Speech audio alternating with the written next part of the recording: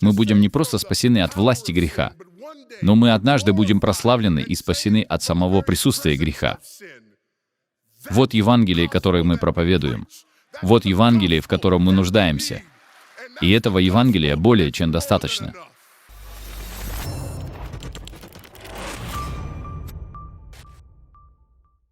Когда люди говорят: «Нет, наша проблема в этом, наша проблема в том», мы говорим: «Нет, нет, нет, наша проблема в том, что Бог сотворил мир.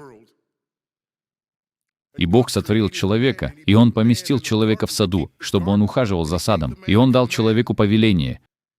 И Он потребовал от человека совершенного, вечного повиновения этому повелению. И Он обещал ему жизнь, если он послушается, и смерть, если он не послушается. И человек не послушался, он съел плод. И поскольку он нарушил повеление из-за одного человека, грех вошел в мир, и смерть через грех.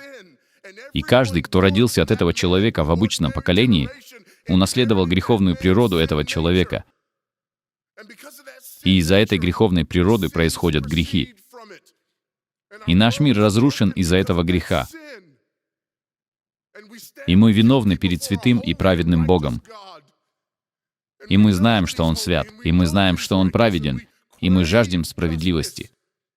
Но проблема в том, что если Бог даст нам справедливость, то мы все умрем. И вот Бог в Своей благости и милосердии послал Своего Сына, который был рожден не от обычного человека, а от девственницы. Да, непорочное зачатие имеет значение. Почему? Потому что если бы он родился в обычном поколении, он родился бы в грехе. Но поскольку он не принадлежал к обычному поколению, он не был рожден в грехе. Он был чист от греха. Его совесть была чиста. И он хранил себя от греха и соблюдал закон Божий. И поскольку он в полной мере Бог и в полной мере человек, он повиновался закону Божьему вместо нас в своем активном послушании.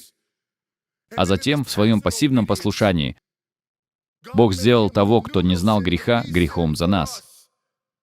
Все мы заблудились, как овцы. Каждый из нас свернул на свой путь, но Бог возложил на него грехи всех нас. И Христос умер за грехи, раз и навсегда, праведник за неправедных. И Бог вменяет ему нашу греховность. И Он пригвождает нашу греховность к дереву. И Христос умирает и воскресает на третий день для нашего оправдания. И есть еще одно вменение. Праведность Христа на самом деле вменяется нам, чтобы Бог мог быть справедливым и оправдывать того, кто поверил в Иисуса Христа.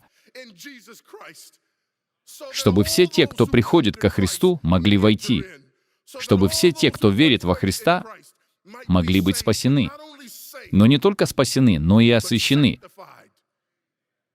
Потому что Он первенец из многих братьев. Мы оправданы, приняты в семью Божью и освящены. И будучи Его детьми, мы начинаем проявлять семейное сходство. И на протяжении всей этой жизни мы еще больше освящаемся тем же Евангелием, которое спасает нас. Пока однажды, когда все будет сказано и сделано, мы будем не просто спасены от наказания за грех. Мы будем не просто спасены от власти греха, но мы однажды будем прославлены и спасены от самого присутствия греха. Вот Евангелие, которое мы проповедуем. Вот Евангелие, в котором мы нуждаемся. И этого Евангелия более чем достаточно.